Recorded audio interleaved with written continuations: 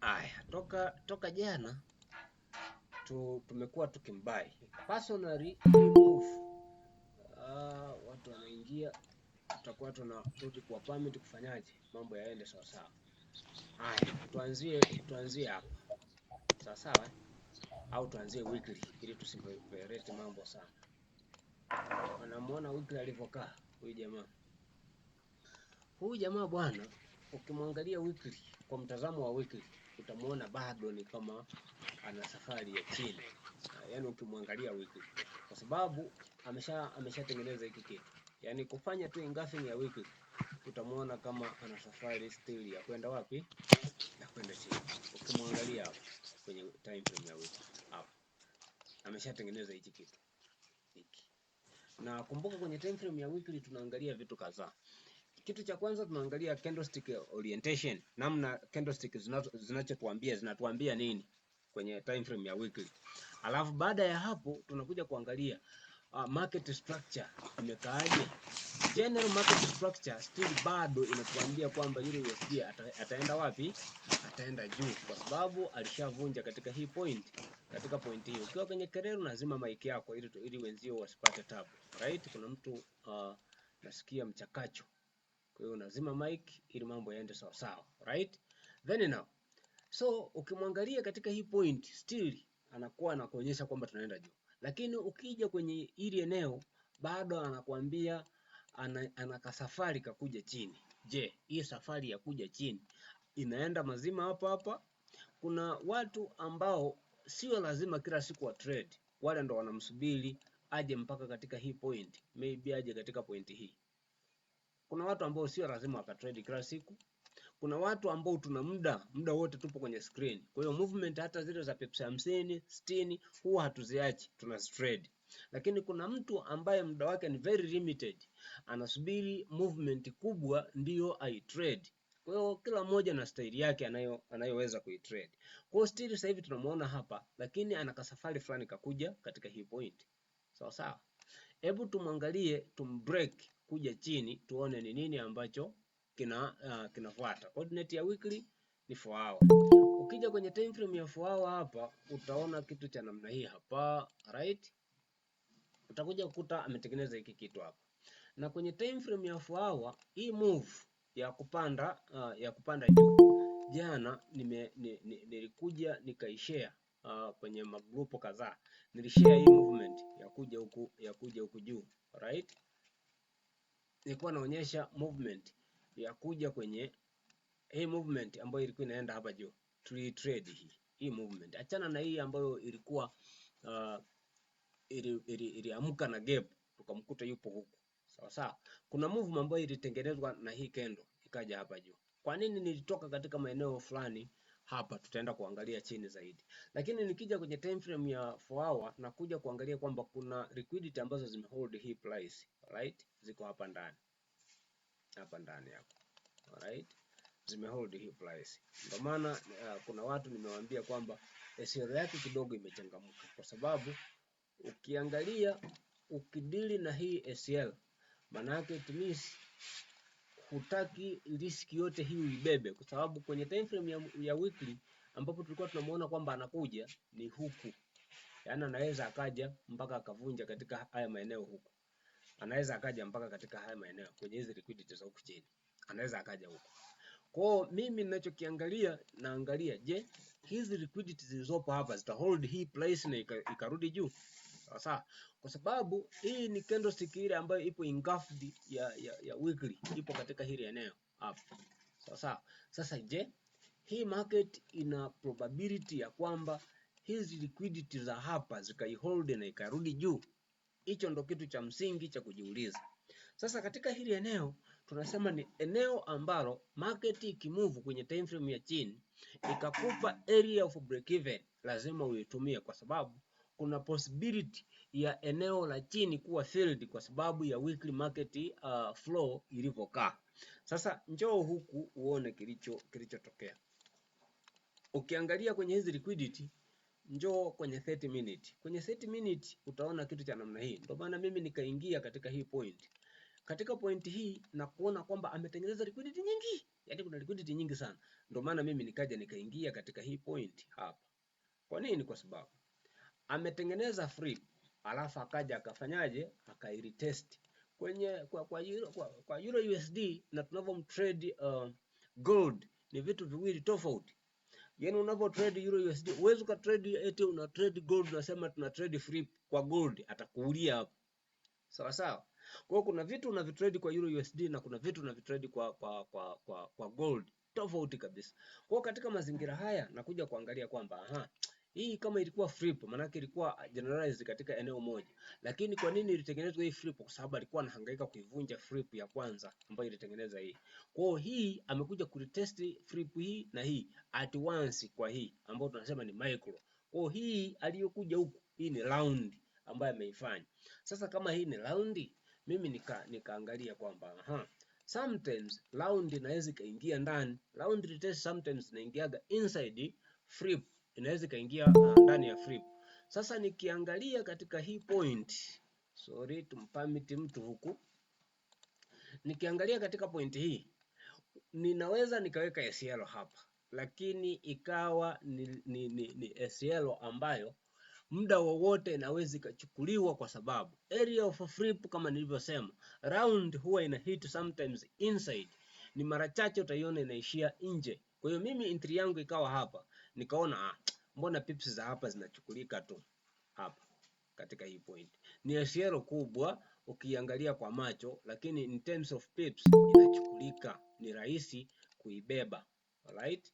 Kuibeba katika hii point ni very simple. Nikaiona kwamba inabebeka, ukipima pips hapa unakuta ni pips 22, 24 hizo. Kwa hiyo zinabebeka tu bila shida yoyote, kwa sababu kwa gold sasa hivi tunabeba mpaka risk ya pips 50 60, kwa sababu ni kendo moja tu ya 1 minute. Kwa nini Euro USD nisibebe pips 24 zikanishinda?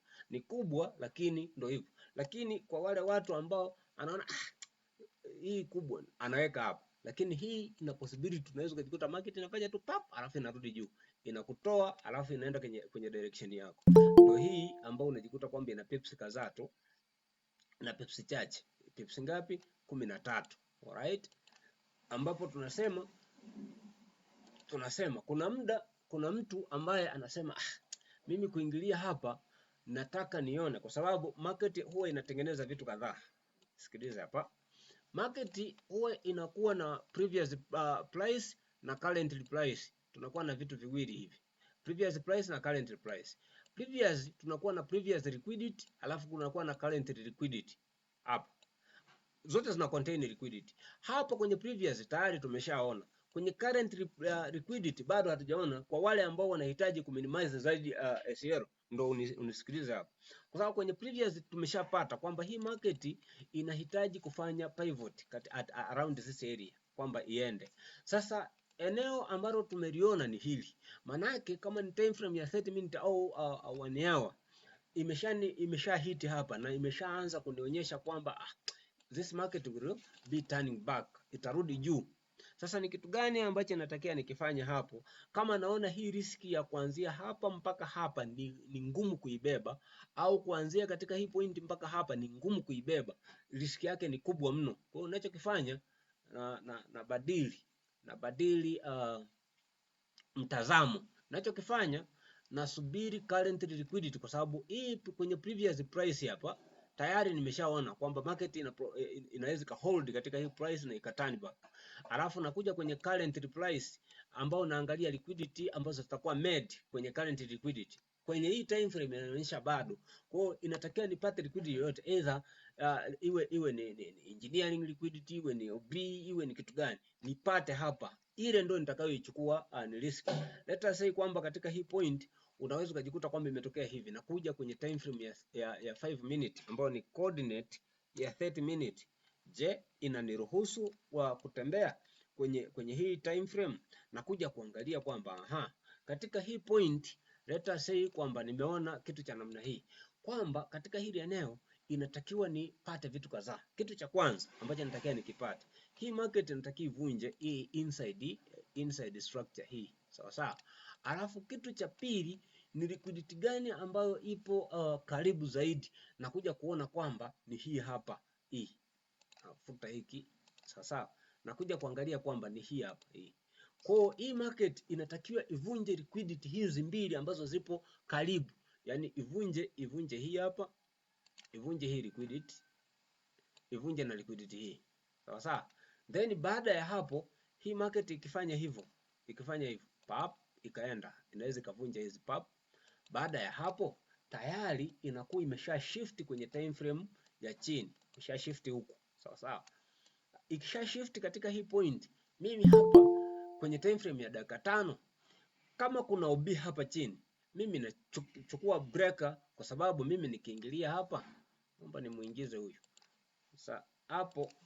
Kama hunielewi ndugu yangu, basi utakuwa umevaa hirizi ambayo inazuia usielewe. Sasa katika hii point, let us say kwa mfano mimi nimeingilia katika hii point, yani nataka niingilie katika hii point kwamba market imesha shift, hizi liquidity zote imesha shift, sawa sawa. Sometimes zime clear mpaka hapa, sawa sawa. Nakuja kuangalia kwamba huku nilikuwa na breaker, kwa hiyo market itahiti hapa, then market itaenda wapi? Itaenda huko. Kwa hiyo itakuwa imesha shift katika mazingira, imeshift huku ndani, imekuja kunipa na hii shift kubwa kwenye dakika 5 katika hii point. Kwa hiyo liquidity itakayokuwa imebaki hapa ndio nitakayotumia kama entry hapa katika hii point hapa. Alafu then after nakuja kuangalia kwamba risk yangu manake ni hapa. Je, ni pips ngapi hizi? Kwa wale ambao ni patience, wanasubiri na wana muda hapa, kwamba mimi baada ya kushift hapo nitaingilia hapo, na SL yangu ni hiyo ambayo ni pips ngapi? Pips 4, approximately 5, maana katika point hii pips 4.6. Kwa hiyo anakuwa anaingia kwa namna hiyo. Lakini kwa wale ambao kamtaji kao kamechangamka kidogo, mpaka sasa hivi yuko ndani. Kwa nini? Kwa sababu risk aliyoichukua ndio ile ambayo nimekuonyesha kwenye 30 minute. Kwenye 30 minute pale kwenye 4 hour nimekuonyesha kwamba risk ambayo inatakiwa ibebe ni risk ya namna gani, nimekuonyesha pale. Kwa katika mazingira haya kuna watu ambao wanakuambia wait for confirmation, na kuna watu ambao tayari wako ndani. Kwa hiyo ni watu wawili ambao wanatofautiana hao. Flow ya Euro USD nimeeleweka, si ndivyo? Kinachofuata unajua ni nini? Ni gold boy. Kuna mtu ana swali kwanza hapo? Kuna mtu ana swali? Kimya manake hakuna swali, si ndivyo? Sije nikawa naongea niko mwenyewe. Washeni mic tuongee wazee. Tupo. Nisiwe naongea peke yangu alafu mwisho wa siku kumbe nikawa sisikiki. Alright? Tupo. Okay. Kwa hiyo kama kuna mtu ana swali anaweza kaniuliza. Kama hakuna tunahama, tunaenda kwa gold, right? Sisi wageni naona tusiulize kwanza. Ila tunaendelea kugeni baadhi ya vitu tu. Sawa. Lakini hapa nimechanganya watu wa masterclass, nimechanganya na wa nje huko. Hii link ni sijatuma masterclass. Nimetuma kidogo kwenye magrupu mengi. Kwa hapa ndo maana hii session sio maalum kwa masterclass. Sawa. Haina shida. Kwa unaweza kujiachia. Yaani wewe jiachie tu hapa. Sawa. Ukipata swali ukiona kuuliza kwa watu wengi hapa ni ngumu, uliza masterclass pale, nitapata muda wako wa kujibu peke yako. Sawa. Then now, baada ya kutoka kwa euro nani hapo, twende kwa gold.